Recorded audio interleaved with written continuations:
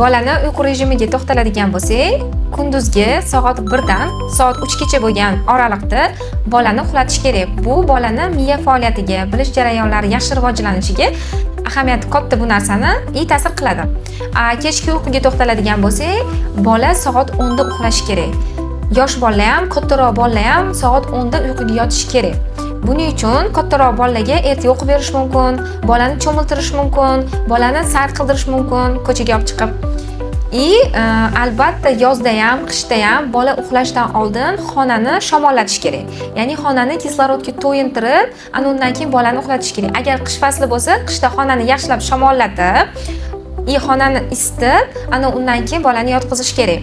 Va bolani sayr qildirib keyin uxlatish ham juda ham foydali. O'shanda bola tiniqib, mazza qilib uxlaydi. Soat 10 da bola uxlashi bolani bilish jarayonlariga, bolani gormonal rivojlanishiga ta'sir qiladi. Ya'ni biz vaqtida shu bolamizni uxlatsak, bolani tanasida ajraladigan melatonin gormoni o'zini ish faoliyatini o'zini vaqtida bajaradi va bu narsa bolani boshqa gormonlar, ya'ni boladagi dopamin, serotonin gormonlari yaxshi ishlashiga asos bo'la oladi.